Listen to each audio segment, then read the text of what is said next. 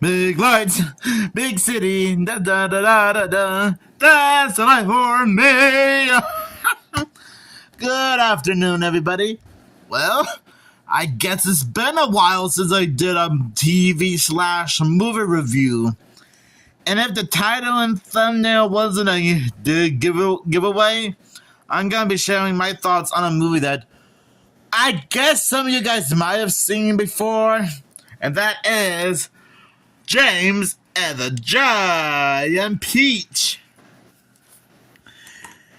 And since the film is turning 29 years old this year, and I think the film will be 30 years old next year, I figured, why not do a review of this movie?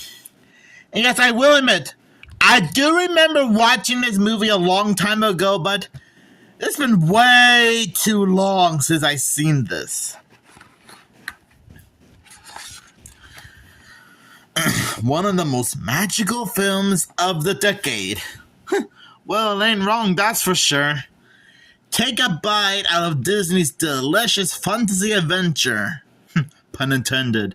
James and the Giant Peach, a wildly imaginative tale about a little boy who journeys to a wondrous city where dreams come true. And it's not talking about Hollywood, California. When James spills a pouch of magical crocodile tongues in his yard, a giant peach grows as huge as his house. Climb inside, James is instantly transported into an enchanted world filled with human-like insects, a peach-eating shark, and underwater pirates. Shiver me timbers! A thrilling and magical oddity,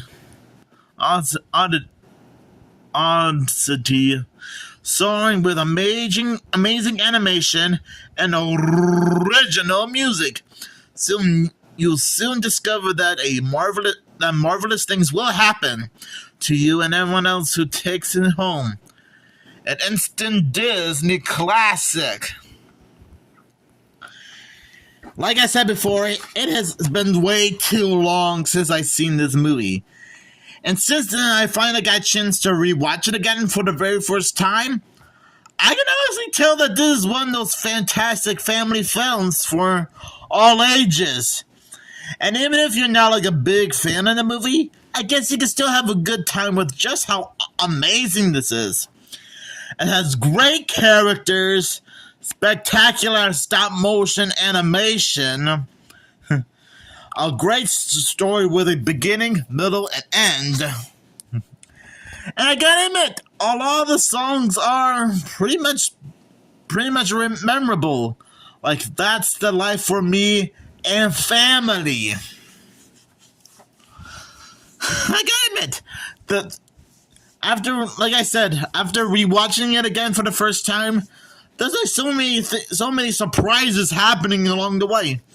Like James and his aunts being surprised that those magical crocodile tongues can change anything it gets in contact with. Like the peach. It ends up growing bigger and bigger and bigger, like the size of James's house. And even James's aunts couldn't believe what they witnessed.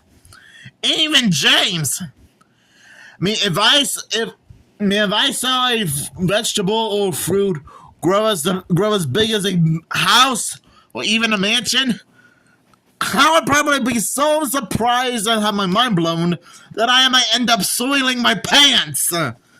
Okay, I'm sorry I said that, but you guys know what I'm trying to say.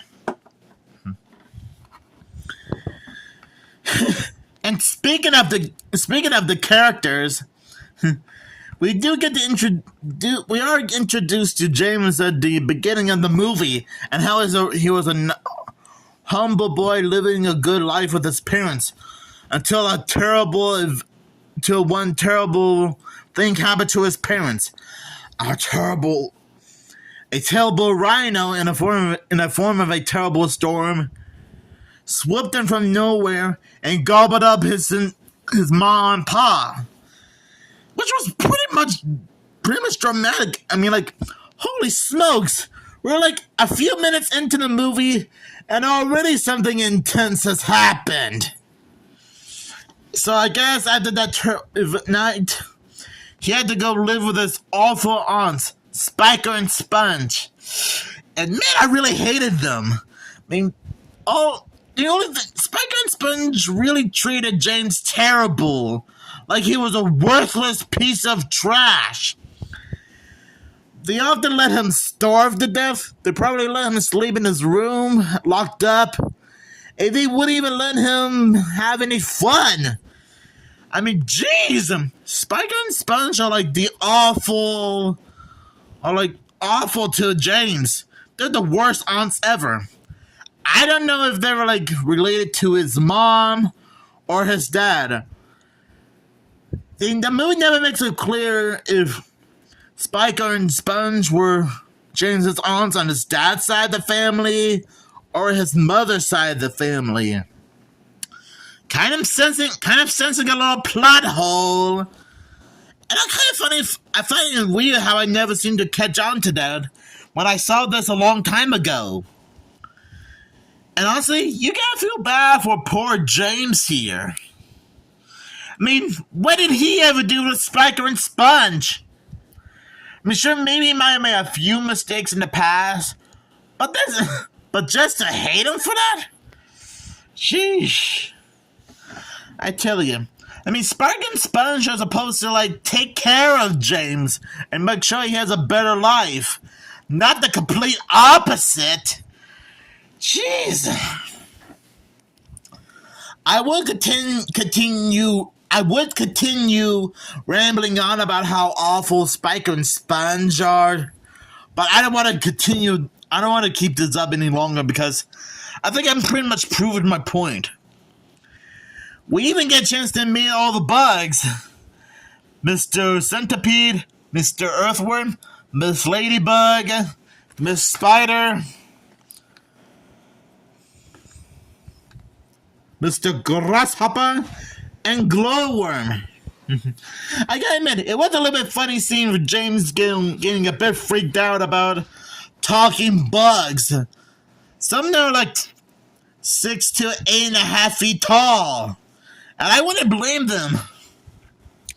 I mean, with bugs like that, they're like big as a door.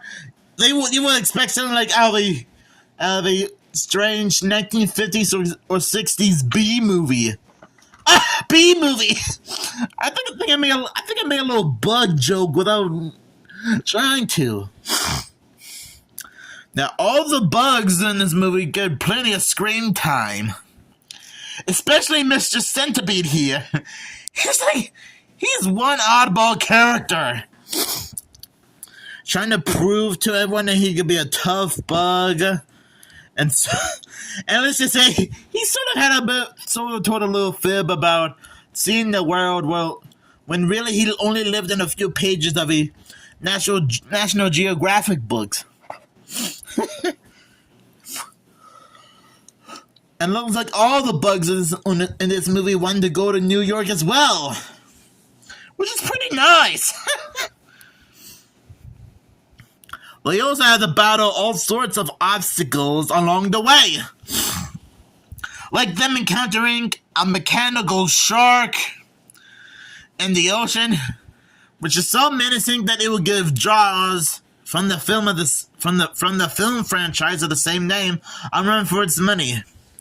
As well as accidentally traveling to the Arctic and stumbling across some ghostly pirates underwater. And speaking of which, the Centipede had to dive in to one of the ships underwater to get the compass from a pirate skeleton. And funny enough, the pirate captain is probably meant to resemble Jack Skellington from The Nightmare Before Christmas. In fact, I think some people probably assume that is Jack Skellington himself, which I'm not sure if this technically counts as a sequel to The Nightmare Before Christmas. It probably doesn't. This probably doesn't count as a Nightmare Before Christmas sequel. But you know what?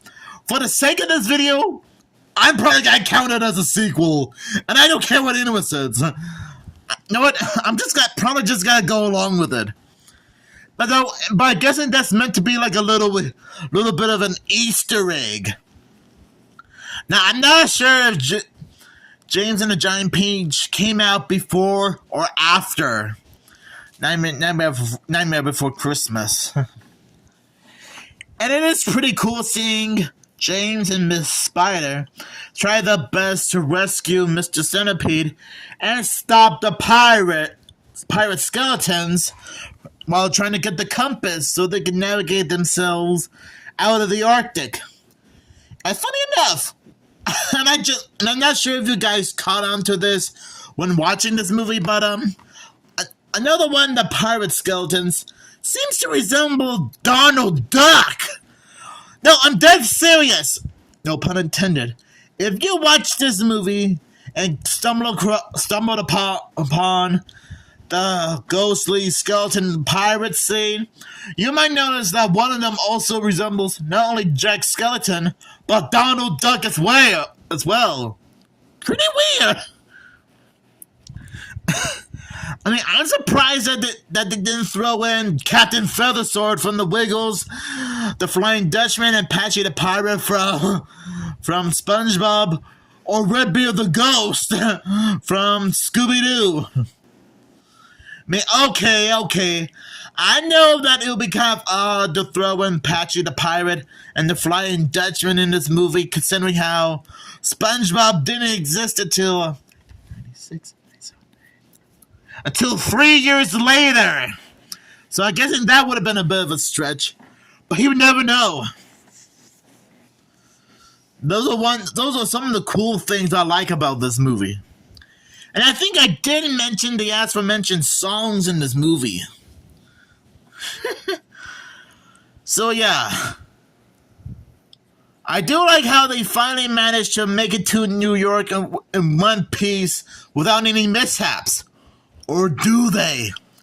I'm not gonna spoil the climax of the movie because if you guys happen to find a VHS and DVD copy of this movie, or at least stumbled upon it on Disney Channel at some point, or found it on Disney Plus, you'll probably be so mind blown with the climax of the movie, which I'm not going to spoil. So overall, James and the Giant Peach is still a great movie, no matter what. Still has great stop motion animation, great characters, great story with a beginning, middle, and end, and great music. I still feel bad for poor James for living with Spiker and Sponge. I mean, those two would give the evil stepmother and the evil stepsisters from Cinderella and Cruella de Vil from 101 Dalmatians a run for their money. In fact, Spiker and Sponge makes Cruella de Vil, the evil stepmother, and the stepsisters look like typical high school bullies. So anyways, I'll give this movie 5 peaches out of 5. Because that's how awesome this movie is. So thank you guys for watching, and stay tuned for more TV and movie reviews just like this one.